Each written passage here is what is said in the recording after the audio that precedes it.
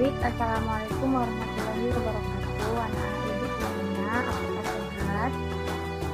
Waalaikumsalam Bu, sehat, baik Bu. Ibu harap kita semua sehat ya nak, apalagi di kondisi COVID ini banyak orang. Baiklah, sebelum kita memulai pembelajaran hari ini, alangkah baiknya kita berdoa terlebih dahulu. Doa dimulai. Berdoa selesai. Baiklah, sebelum belajar ibu absen dulu ya. Aisyah. Hadir Bu. Yang hadir di Sinaga. Hadir Bu. Baik, hadir semua ya. Baiklah, hari ini kita akan belajar mengenai tentang aljabar. Tapi sebelum ibu memulai pembelajaran hari ini, ibu akan menunjuk kalian tentang pembelajaran semula. Baiklah, minggu semalam kan kita belajar mengenai bangun ruang sisi dasar. Apakah ada yang tahu apa itu bangun ruang sisi dasar?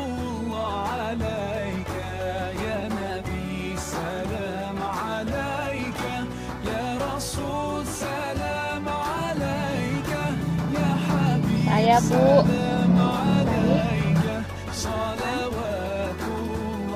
Bangun ruang sisi datar adalah bangun ruang yang sisinya berbentuk datar atau tidak lengkung.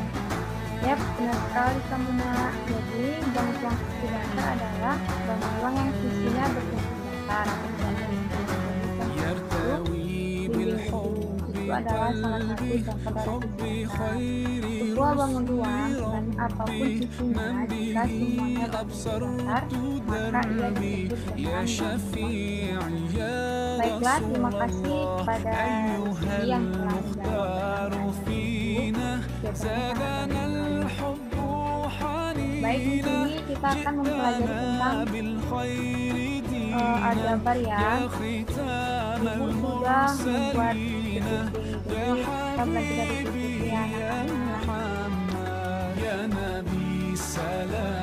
Baik Bu.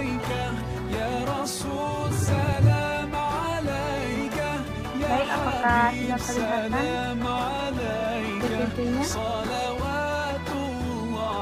Belum Bu.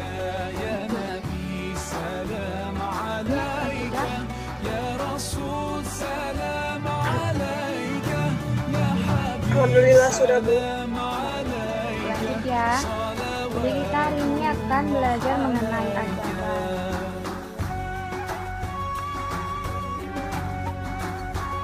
Jadi aljabar itu atau algebra berasal dari bahasa Arab, yaitu aljabar yang artinya hubungan atau penyelesaian. Jadi aljabar merupakan cabang ilmu matematika yang mempelajari hubungan dan penyelesaian suatu masalah dengan menggunakan huruf-huruf tertentu.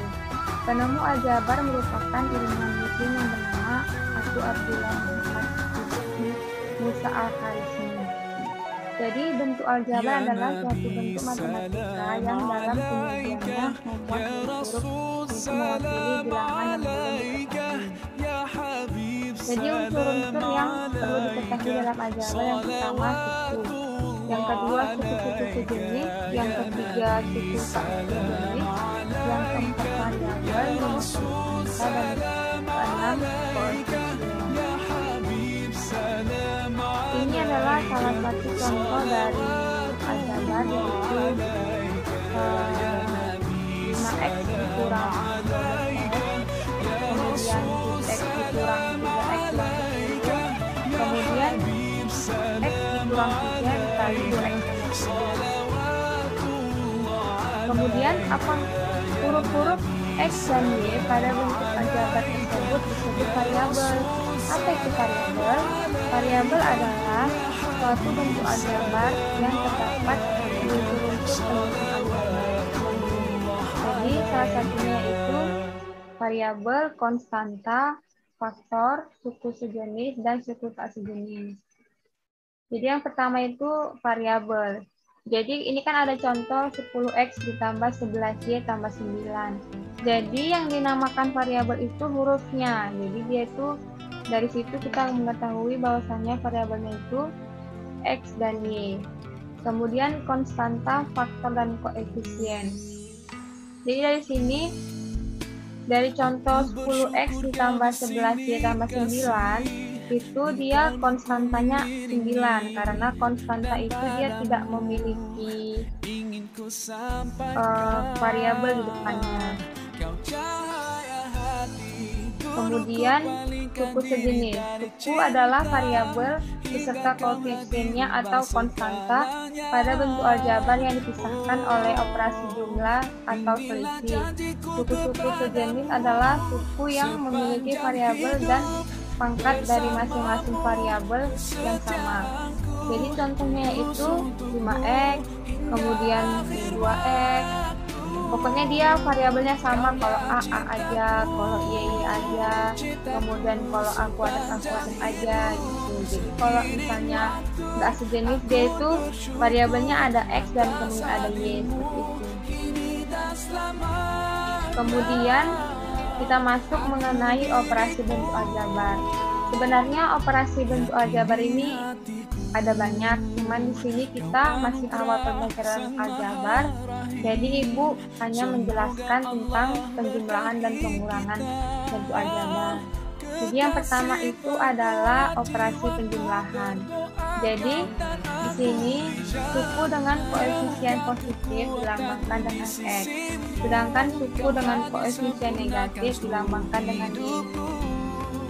Menjumlahkan suku sejenis artinya sama dengan menghubungkan koefisien yang sama. Misalkan 3X ditambah 2X, berarti 3X digabungkan dengan 2X, hasilnya 5X. 3X ditambah 2X sama dengan 5X. Kemudian menjumlahkan suku sejenis tetapi berlainan koefisien, berarti mengurangkan. Misalnya X ditambah min 2X, berarti 1X digabungkan dengan min 2X, hasilnya X ditambah min 2X sama dengan min X. Karena positif ditambah negatif kan hasilnya negatif. Oleh karena itu 1 ditambah dikurangi 2 hasilnya min 1. Makanya hasilnya min X. Kemudian menjumlahkan suku tidak sejenis artinya sama dengan menggabungkan koefisien yang beda. Misalnya 3X ditambah Y tambah 2X ditambah min 2Y, berarti 3X digabungkan dengan 2X, sedangkan Y digabungkan dengan min 2Y. Hasilnya 3X ditambah Y ditambah 2X tambah min 2Y sama dengan 5X ditambah min Y sama dengan 5X kurang 2Y. Kemudian yang kedua yaitu operasi pengurangan. Jadi sebenarnya di sini hampir sama dengan penambahan dari operasi aljabar tadi, penjumlahan, cuman bedanya dia dikurang gitu. Jadi mengurangkan berarti menjumlahkan dengan kebalikannya. Misalnya 2X dikurang 5X diubah menjadi 2X ditambah min 5X. Artinya 2X digabungkan dengan 5X tapi dibalik jadinya min 5X. Hasilnya 2X dikurang 5X sama dengan min 3X.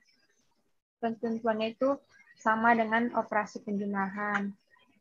Ya, mungkin ini saja yang bisa Ibu sampaikan.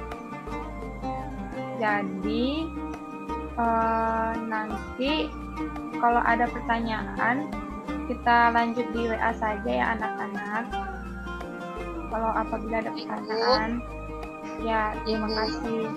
Jadi, sekian dari penjelasan Ibu.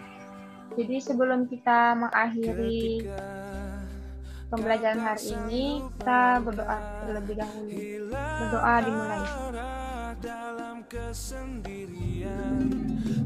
Berdoa selesai. Baik, terima kasih kepada anak-anak Ibu yang sudah hadir di pembelajaran hari ini. Ibu ucapkan terima kasih. Assalamualaikum warahmatullahi wabarakatuh. Waalaikumsalam warahmatullahi wabarakatuh.